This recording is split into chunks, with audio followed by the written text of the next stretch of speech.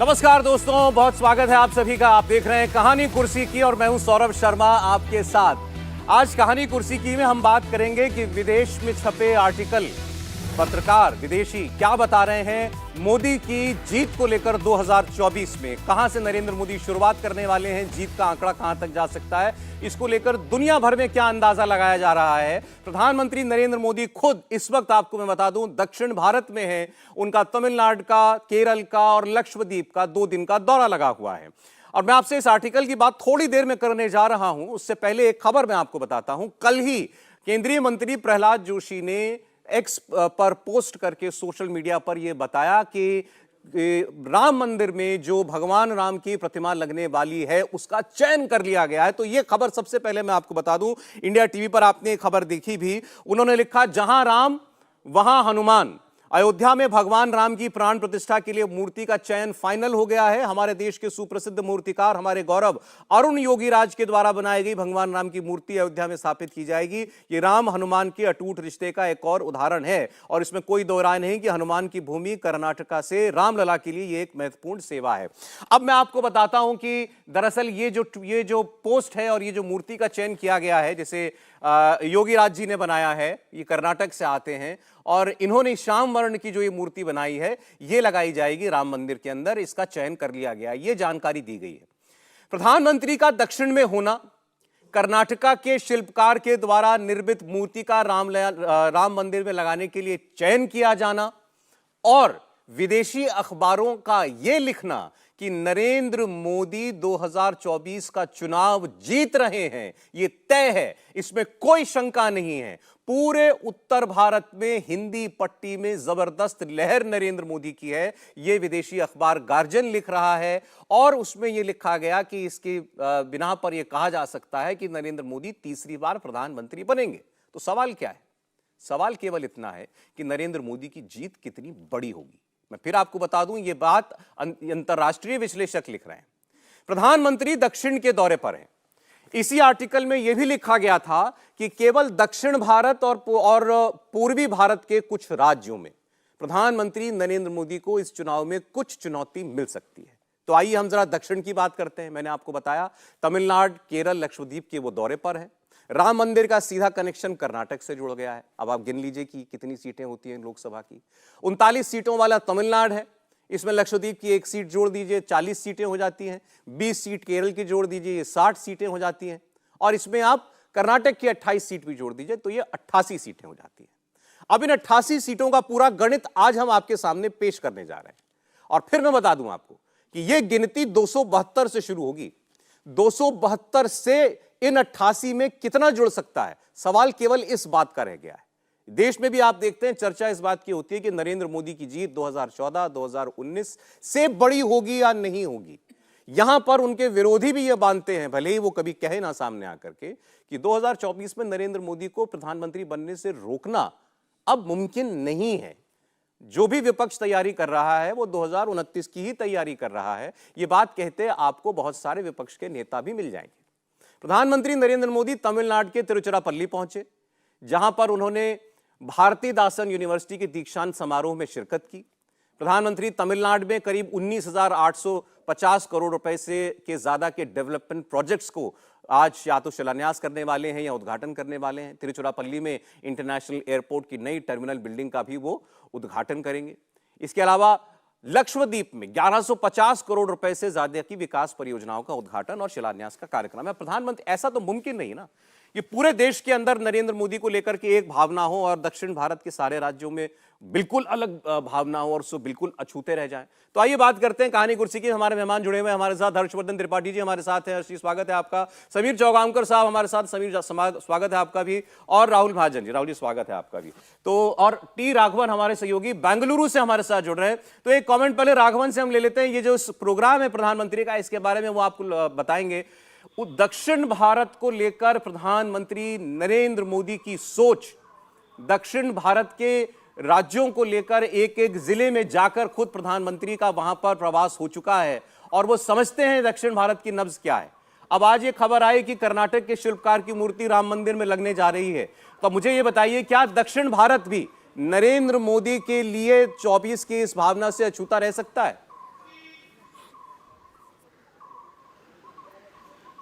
देखिए सौरभ, अगर इस आज के दौरे को अगर हम पॉलिटिकली देखें तो एक बात समझ में आती है कि जो विपक्ष है, जिसने साउथ वर्सेस नॉर्थ का एक नैरेटिव सेट करने की कोशिश की है, जो हाल ही में विधानसभा के चुनाव हुए थे, उसके बाद उस नैरेटिव को ध्वस्त करने के लिए सबसे पहले नए साल का आगाज जो है प्रधानमंत्री ने दक्षिण भारत के दौरे से किया। आपने बिल्कुल ठीक कहा। उसी समय यह खबर आना कि कर्नाटक के एक मूर्तिकार की जो मूर्ति है वो गर्भगृह में स्थापित होने वाली, एक बहुत बड़ा संदेश दक्षिण भारत को इस लिहाज से जाता है। और दूसरी तरफ अगर हम प्रधानमंत्री के आज के तमिलनाडु के दौरे को देख लें, उससे ठीक पहले जो मुरसोली, जो एक मुखपत्र है डीएमके का, उसने आलोचना की है, ये कहा है कि जो फ्लड रिलीफ है वो फंड प्रधानमंत्री ने हमें नहीं दिया गया और जो पैसा यहां से टैक्स का जाता है उसका जो हिसाब है वो राज्य सरकारों को उस तुलना में नहीं मिल पा रहा है। तो ऐसे में प्रधानमंत्री का तमिलनाडु में मौजूद रहना, इतनी बड़ी परियोजनाओं का वहां पर शिलान्यास, उद्घाटन करना और साथ ही 2024 के लोकसभा चुनावों के अगर मद्देनजर इसको देखें तो आज का जो दौरा चुना गया है तिरुचिरापल्ली, जहां पर प्रधानमंत्री मौजूद हैं, वहां पर 98-99 में बीजेपी ने चुनाव जीता था, उस जगह से प्रधानमंत्री ने अपने इस दौरे का आगाज किया, तो इसके कई सारे राजनीतिक मायने भी निकाले जा सकते हैं। जी बिल्कुल हर्षवर्धन जी, दक्षिण के दौरे पर प्रधानमंत्री नए साल के दूसरे दिन पहुंच चुके हैं। अब तमिलनाडु में भारतीय जनता पार्टी के जो वहां पर प्रदेश अध्यक्ष हैं वो लगातार एक पदयात्रा भी निकाल रहे हैं। और जो अभी खबर भी बता रहे थे हमें राघवन, कि वहां की जो सरकार है, डीएमके का मुखपत्र जो है, अगर वो नरेंद्र मोदी की आलोचना कर रहा है, तो राजनीति में तो कहते हैं ना कि पहले तो आपको जो है विरोधी, आपका जो प्रबल विरोधी है जिससे आप मुकाबला करना चाहते हैं, वो आपको गंभीरता से लेने लगे। तो तमिलनाडु में ये होता हुआ क्या आपको दिखाई दे रहा है? सौरभ जी, सबसे पहले मैं आज शुरुआत करता हूं, आमतौर पर हम लोग थोड़ा ये कम करते हैं, और दुष्यंत कुमार मशहूर शायर, मशहूर कवि हुए, और इसका इस्तेमाल अधिकतर सत्ता के खिलाफ या लड़ने के खिलाफ या विश्वविद्यालय में छात्र आंदोलन में किया जाता है। और उसकी दो लाइनें हैं कि कौन कहता है आसमां में सुराख हो नहीं सकता, एक पत्थर तो तबीयत से उछालो यारो। भारतीय जनता पार्टी के लिए हिंदी पट्टी से निकलकर संपूर्ण भारत की पार्टी बनना कुछ इसी तरह का आसमान में सुराख करने जैसा था। लेकिन राम मंदिर का निर्माण भी आसमान में सुराख करने जैसा ही था। कल्पना नहीं थी किसी को। हर कोई ये कहता था कि ये कुछ लोग हैं जो जय श्री राम का नारा लगाते हुए झंडा लेकर निकल जाते हैं, कुछ संघी घूम रहे हैं, कुछ ये विहिप बजरंग दल वाले हैं, ये सब खत्म हो जाएंगे, कहीं इनको कोई पूछने वाला है नहीं।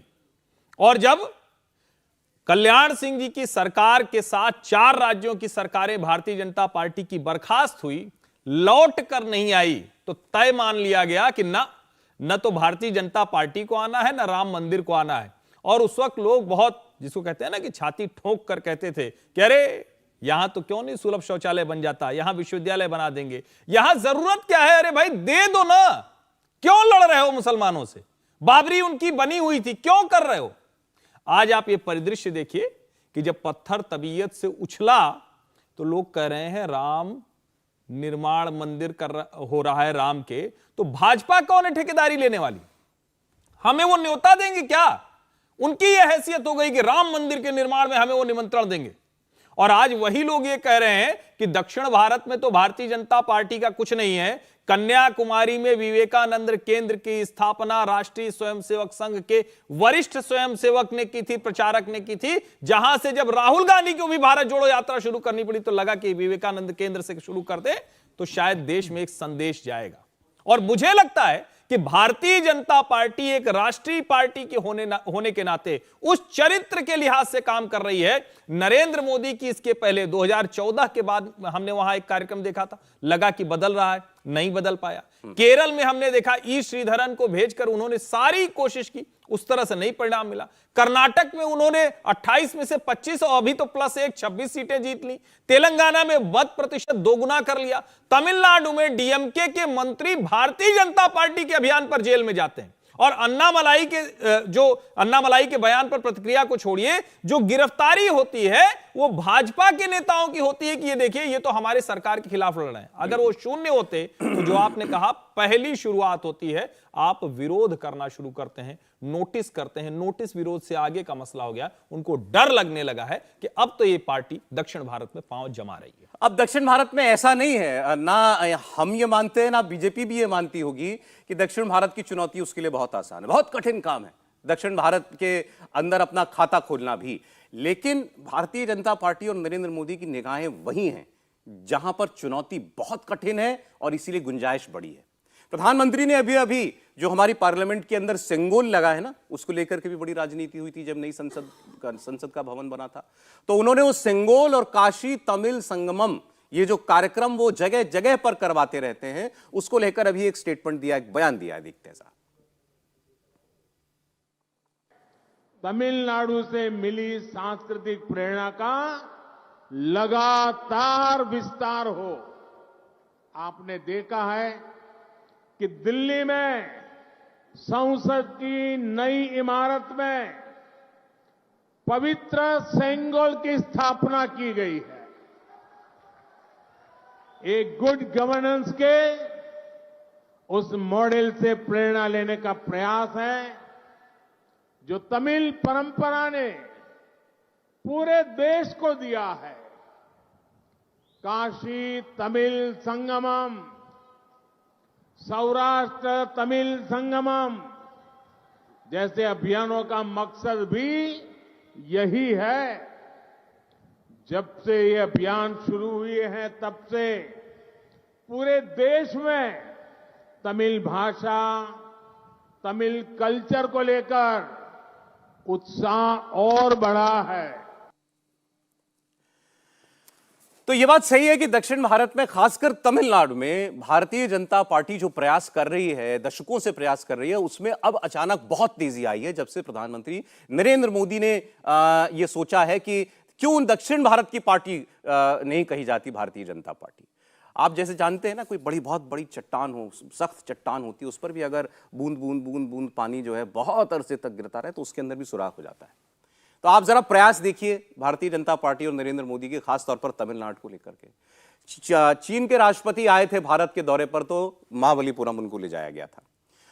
तमिल संगमम के कार्यक्रम जो है काशी से लेकर के तमाम जगहों पर प्रधानमंत्री बार बार करते हैं। कहीं भी विदेश में जाते हैं तो वो तमिलनाडु की संस्कृति का जिक्र करते हैं, तमिलनाडु के पुराने कवि का जिक्र करते हैं, संतों का जिक्र करते हैं, उनकी कई बातें उद्धृत करते हैं लगातार।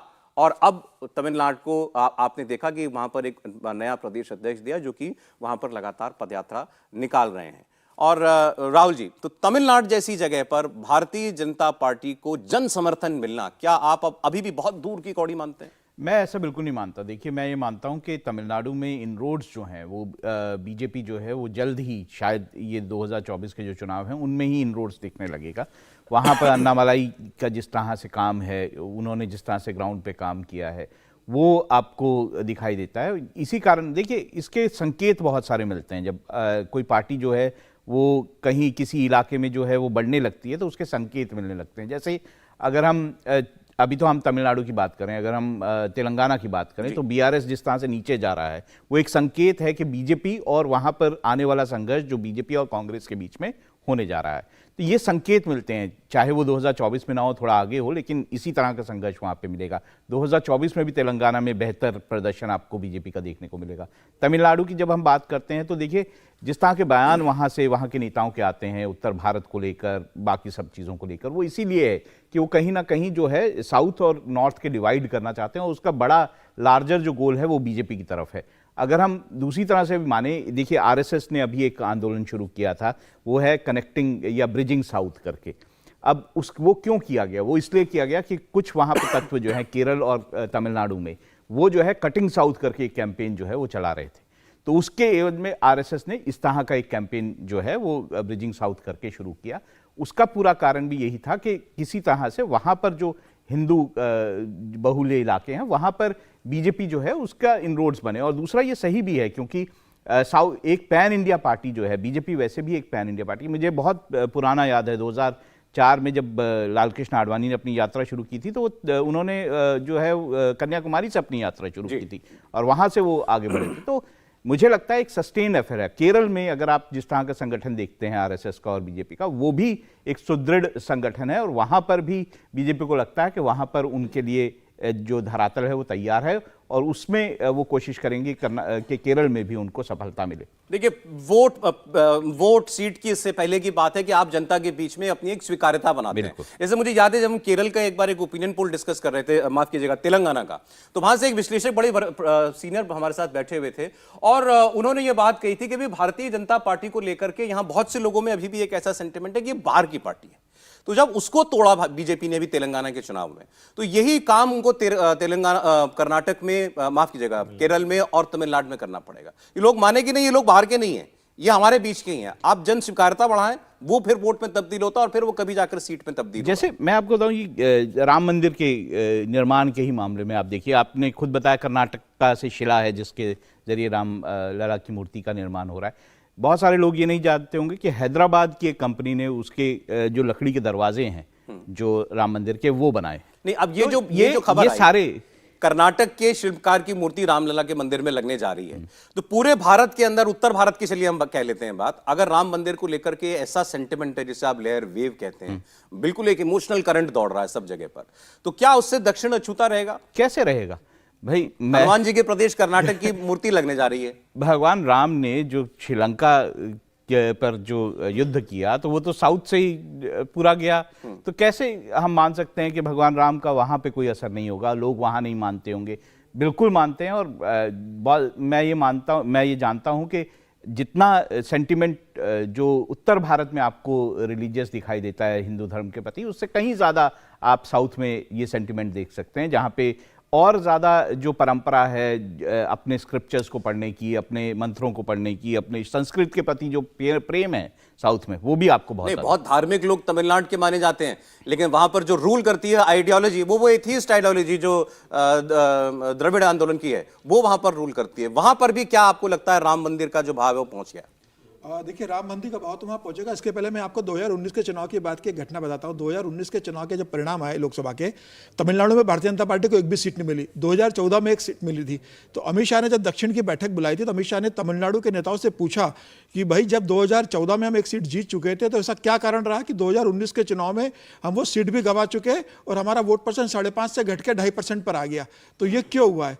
तो वो दक्षिण के नेताओं ने अमित शाह को बताया कि तमिलनाडु के अंदर जो संगठन में बेसिकली उत्तर भारत और दक्षिण भारत की जो लड़ाई है, उसमें यह माना जा रहा है कि भारतीय जनता पार्टी उत्तर भारत की पार्टी है, दक्षिण का कोई बड़ा नेता नहीं है। आपको स्थानीय लेवल के कोई बड़े चेहरों को लाना होगा।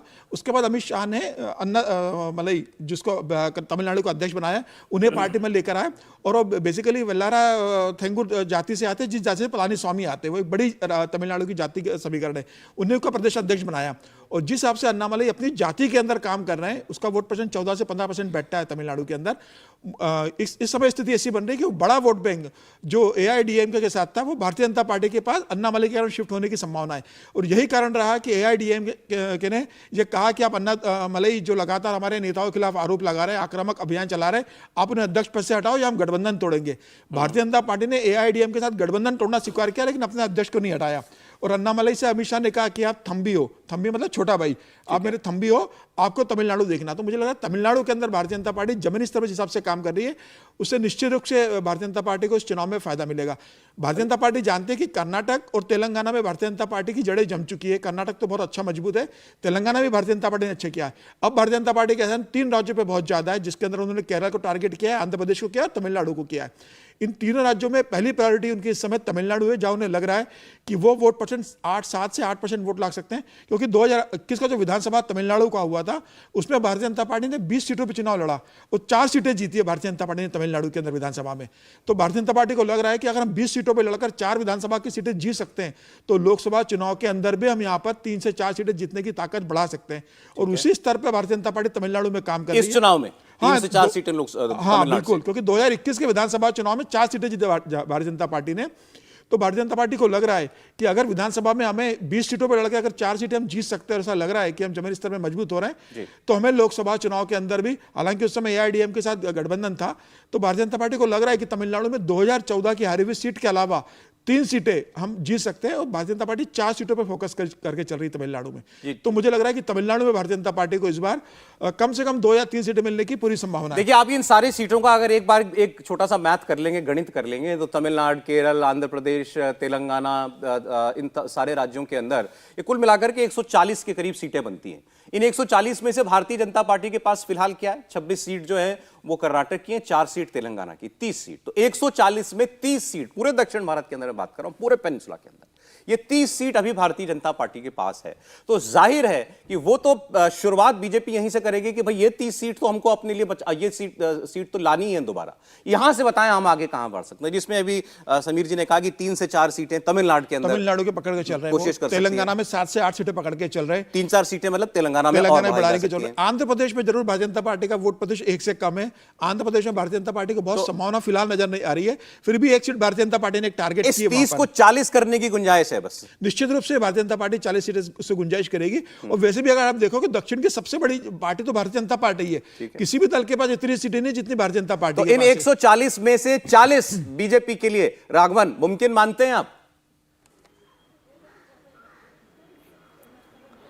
जी देखिए, बहुत मुश्किल चुनौती है। शायद यही वजह है कि प्रधानमंत्री ने खुद मोर्चा संभाला है। सौरभ, जहां तक आप तमिलनाडु की बात कर रहे थे, हमारे एक गेस्ट ने अन्नामलाई का भी जिक्र किया। जिस रीज़न से वो आते हैं, वाकई में वहाँ पर बीजेपी का बहुत ज़्यादा फोकस है। जो जिसे कोंगू नाडु कहा जाता है, जो वेस्टर्न तमिलनाडु का इलाका है, ईरोड डिस्ट्रिक्ट, ईरोड, तिरुपुर, उसके बाद आप जाएं तो साउथ की तरफ बढ़ते हुए कोयम्बटूर, पोल्लाची, ये एक इलाके हैं जहाँ पर जो येन मक्कल यात्रा, जो मेरी माटी मेरे लोग यात्रा जो अन्नामलाई निकाल रहे हैं, उसका ज़बरदस्त रेस्पॉन्स भी देखने को मिल रहा है। इस इलाके में जो ईरोड जो इलाका है, वहाँ से एडप्पाडी पळनिस्वामी भी आते हैं, जो AIDMK के फिलहाल नेता हैं। जिस तरह से हम इस बात की चर्चा कर रहे हैं कि जो फोकस ऑपोजिशन का है वो वाकई में जयललिता के निधन के बाद बदल गया है। अब जो रिएक्शन होता है उसमें सबसे पहले जो नंबर पर अगर ऑपोजिशन की बात कर लें तो वो बीजेपी वहां पर नजर आ रही है। इसमें कोई दो राय नहीं है कि अन्नामलाई ने वो परसेप्शन क्रिएट कर दिया है कि अगर DMK को कोई पार्टी तमिलनाडु में चुनौती दे सकती है तो वो बीजेपी है। यही वजह है कि उन पर बहुत ज़्यादा जिम्मेदारी भी सौंपी गई है। जिस गाउंडर कम्युनिटी को वो बिलोंग करते हैं, बिल्कुल सही कहा कि 14-15% उनका वोट शेयर है, लेकिन उसी कम्युनिटी से एडप्पाडी पळनिस्वामी भी बिलोंग करते हैं। और इस बार ये बहुत साफ लग रहा है कि AIDMK जो है वो बीजेपी के साथ में नहीं है। 2014 में हमने देखा था कि AIDMK साथ में नहीं थी, लेकिन उस वक्त DMDK, MDMK, PMK ऐसी जो छोटी क्षेत्रीय पार्टियां, उनके साथ में बीजेपी ने मिलकर चुनाव लड़ा था। और कन्याकुमारी से पोन राधाकृष्णन जो है एक बड़ी जीत उन्होंने हासिल की थी, खाता खुला था लोकसभा में तमिलनाडु में। इस बार मेरी जो जानकारी है उसमें ऐसा पता चल रहा है कि 10 ऐसी सीटें हैं जिस पर तमिलनाडु में बीजेपी फोकस कर रही है। और उम्मीद की जा रही है कि 3 से 4 सीटों पर बहुत जबरदस्त परफॉर्मेंस करेंगी, लेकिन जीत के लिए अभी बीजेपी को बहुत ज्यादा मेहनत करनी पड़ेगी। आप भी वही बात कर रहे हैं जो समीर जी ने बताई, तो मैं तो इसलिए कह रहा हूं कि इन 140 में 30 फिलहाल भाजपा के पास है, 30 का 40 करना बीजेपी के लिए बहुत बड़ी चुनौती मानते हैं आप या मुमकिन? देखिए, मुझे भी लगता है कि 30 से 40 करना बहुत मुश्किल है, बहुत कठिन है। लेकिन 2-3 चीजें जो बहुत ध्यान से समझना चाहिए। केरल और आंध्र प्रदेश में भारतीय जनता पार्टी के लिए बहुत मुश्किल पर करने पर भी शायद पत्थर नहीं टूटेगा, अभी समय लगने वाला। लेकिन तमिलनाडु को आप समझिए, तमिलनाडु में ऐसी कोई मुश्किल नहीं है। एक बार अगर, और जब मैं कह रहा हूं एक बार, तो जरा उसको ध्यान से सोचिए कि जो आपने अभी कहा कि वहां तो द्रविडियन पॉलिटिक्स हावी है, तो आपने कहा कि एथीस्ट लोग हावी हैं। एक तरह से यह भी समझा जाता है कि जो लोग हिंदू धर्म, हिंदू मान्यता, भगवान, उन सब के खिलाफ, वो कौन थे? वही पेरियार की बात की जाती है जो रामास्वामी थे। भारतीय जनता पार्टी के प्रदेश अध्यक्ष के अन्नामलाई का एक बयान वहां बहुत चर्चा में है। उन्होंने कहा हमारी सरकार आई, यानी पहली बात तो अन्नामलाई आज इस स्थिति में है कि वो कॉन्फिडेंस से करेगा हमारी सरकार आई, जो कि अभी बहुत दूर की कौड़ी है। तो जितने पेरियार की मूर्तियां हैं उन सबको हम हटा देंगे। तमिलनाडु में यह कहने का साहस आज से 10 साल 5 साल पहले किसी नेता का था ही नहीं, वो राजनीति कर ही नहीं सकता था। दूसरा, भारतीय जनता पार्टी की पूरी राजनीति दलित और पिछड़ी जातियां, जिनमें से एक से खुद अन्नामलाई आते हैं, उस पर टिकी हुई है। भारतीय जनता पार्टी ने वहां से नेताओं को गवर्नर बना दिया, केंद्रीय मंत्री बना दिया। अन्नामलाई को जिस तरह का महत्व दिया जा रहा है, और अन्नामलाई बार बार कह रहे हैं कि ये दक्षिण भारत, ये सनातन की भूमि है, जिस तमिल संस्कृति की बात करते हैं वो सनातन की ही बुनियाद पर आगे बढ़ा है। तो ये कहने का साहस अगर वो कर रहे हैं और लोग उसको एक्सेप्ट कर रहे हैं, तो मेरा ये मानना है कि जिस दिन ये बदलाव होगा, अभी कन्याकुमारी भी जीत पाएंगे या नहीं, या 2-4 सीटें जीत, लेकिन जिस दिन ये बदलाव होगा, त्रिपुरा जैसा बदलाव तमिलनाडु में होगा। कब होगा ये मैं नहीं कह सकता, लेकिन वहां से जो संकेत आ रहे हैं और जिस तरह से लोग प्रतिक्रिया देते हैं, हम जैसे लोगों को भी जो प्रतिक्रिया आती है, लोग जो बताते हैं बदलाव होगा, तो शायद वो अकल्पनीय होगा, आश्चर्यजनक होगा।